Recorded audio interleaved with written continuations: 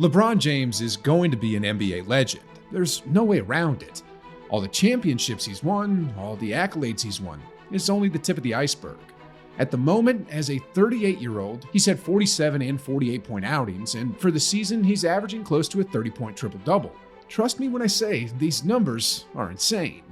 To do what he's doing is absolutely unheard of at any age like his, and if you don't believe me, let's look at the last season and last games of NBA legends.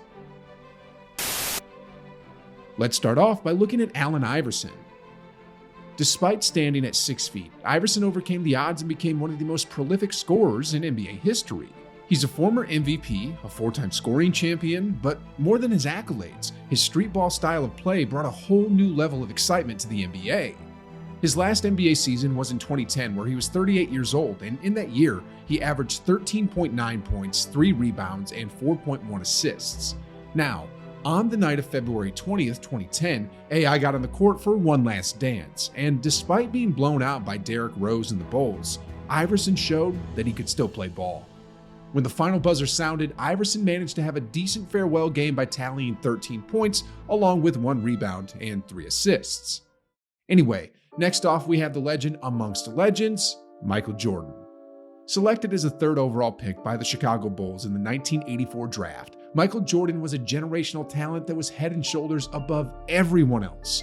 Whether it was about athleticism, skills, or charisma, Jordan took over the league and brought it to new heights while being the face of the league throughout the 90s, where he won 6 championships. His last season in the NBA was in 2003, where he was 40 years old, and for that year, MJ averaged 20 points, 6.1 rebounds, and 3.8 assists. Anyway, on April 16, 2003, Air Jordan took his final flight against the 76ers, and in that game, MJ turned back the clocks of time a little bit to give fans something to cheer about. Jordan ended up scoring 15 points in his final game, and he also came up with 4 rebounds and 4 assists to end his illustrious career in a loss against Philadelphia, where Allen Iverson actually went off for 35. Anyway, guys, from one legend to another, let's now talk about the last game of Kareem AbdulJabbar. Nowadays, many players have their own signature shots, like the step back or fadeaway. But back then, Kareem's skyhook was the most lethal offensive weapon in the NBA. Standing at 7'2", Kareem was simply unstoppable, and because of his height, his skyhook became virtually unguardable. This allowed Kareem to bag 6 MVPs and 6 championships, along with 19 All-Star appearances with one single move. Sheesh. His last season in the NBA was back in 1989, where he was 42 years old. In the regular season of that year, the Lakers legend averaged 10.1 points and 4.5 rebounds, but his playing days didn't stop there because Kareem made the playoffs in his final season. Actually, in his last season at age 42, he didn't just make the playoffs, he made the NBA Finals. For those 15 postseason games, Kareem averaged 11.1 points and 3.9 rebounds, and in his last game, which happened to be a loss, he still tallied 8 points, 5 rebounds, and 5 assists. And even though the Lakers got swept in that series against the Pistons, Kareem still played his heart out and got a resounding ovation when he sat out for good.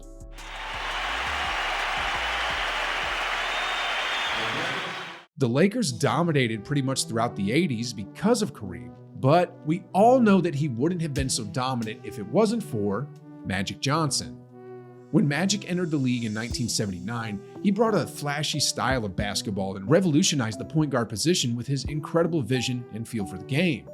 At 6'9", Magic was the premier unicorn of his time, as he could play multiple positions while delivering quality entertainment to the fans with a combination of his flair and flamboyance whenever he threw dimes on the break.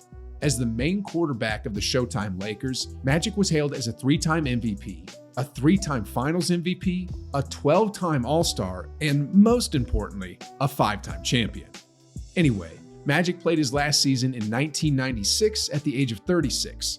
During this year, the Lakers legend averaged 14.6 points, 4.5 rebounds, and 6.9 assists, which is a pretty decent stat line if you ask me. Then to top it off, he also made the playoffs. However, against the defending champions Hakeem Olajuwon and the Houston Rockets, The Lakers were defeated in the first round, and in Magic's final game, he scored 8 points and racked up 5 rebounds along with 5 assists. Anyway guys, since we brought up Magic's name on the list, I think it's pretty appropriate that we talk about Larry Bird next.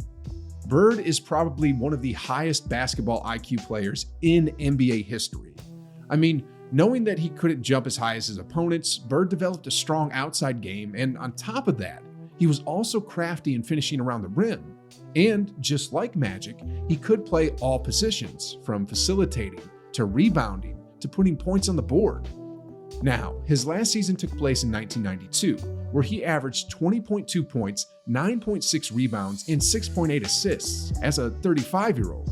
He was also just a tiny bit shy of shooting 50-40-90 that year, and if you were wondering if he made the playoffs, the answer is yes. Bird's last NBA game occurred in the 1992 playoffs, where he lost against Cleveland in the first round. For the last and final game of his legendary career, Larry scored 12 points and collected 5 boards and 4 assists as the Celtics were soundly beaten by 18 points. Anyway guys, from talking about the last game of Larry Bird, let's now move on to another legend and talk about the final moments of Tim Duncan's career.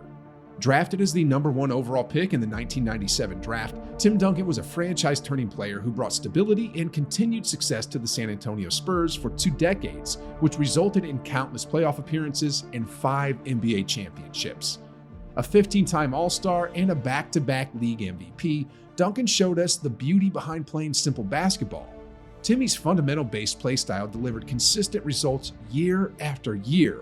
And although his play style might look boring and outdated to many, it's sure as heck effective when it counted the most. Anyway, his last season was back in 2016, where he averaged 8.6 points, 7.3 rebounds, and 2.7 assists. The Spurs also made the playoffs that season, and on May 20th, 2016, at the age of 40, Duncan registered 19 points along with 5 rebounds and a block in a losing effort against KD, Westbrook, and the OKC Thunder in that year's playoffs.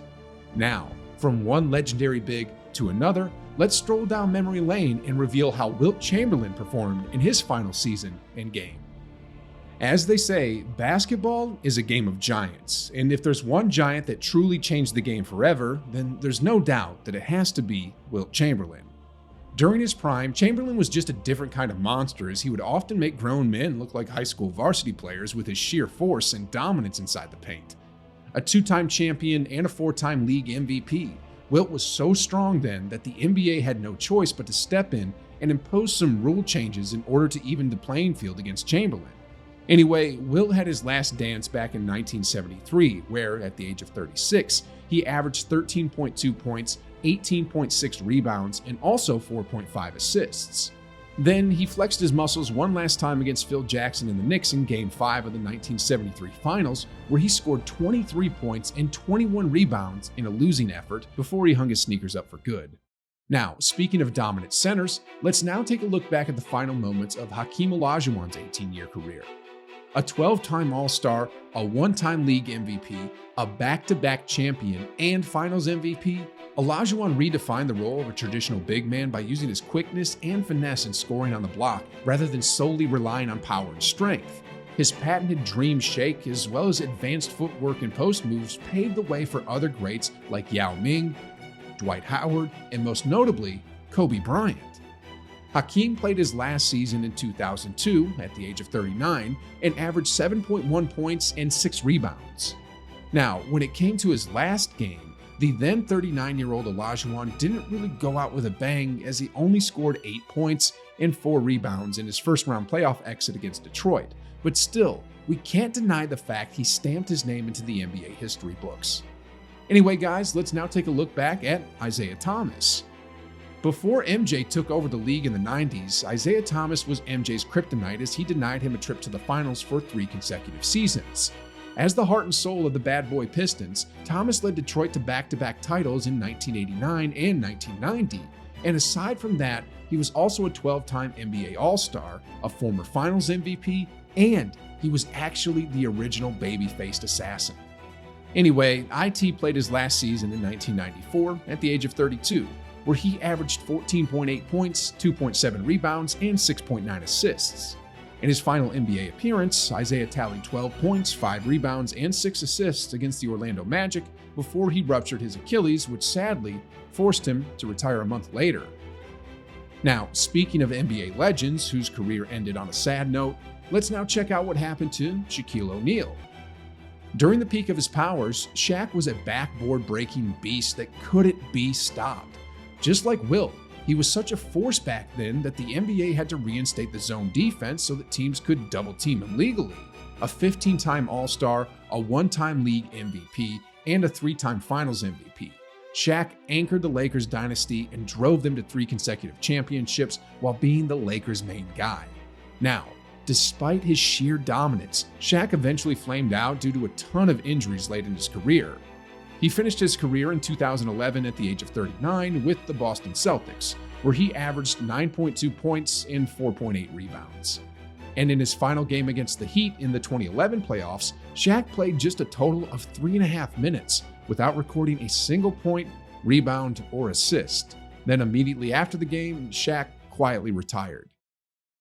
While that sounds really depressing, the same thing could not be said of the last game of Shaq's longtime teammate, Kobe Bryant. Though he was originally pegged as the next Michael Jordan, Kobe was able to create his own identity and carved his own legacy with his inhuman work ethic and insane drive for greatness. An 18-time All-Star, a 5-time champion, a 1-time league MVP, 2-time Finals MVP, Kobe is a certified killer on the court and is considered to be one of the most lethal clutch shot makers of all time. For his last season back in 2016, Kobe was 37 years old and averaged 17.6 points, 3.7 rebounds, and 2.8 assists. Then, on March 13, 2016, Kobe channeled his Mamba mentality for one last dance and dropped 60 points in a win against the Jazz. Every other NBA legend we spoke about so far left the game on an L, but Kobe rallied the whole city of Los Angeles behind him as he mounted not only a win, but arguably one of the greatest comebacks by a single player in NBA history. This has to be the greatest farewell game amongst all legends in NBA history.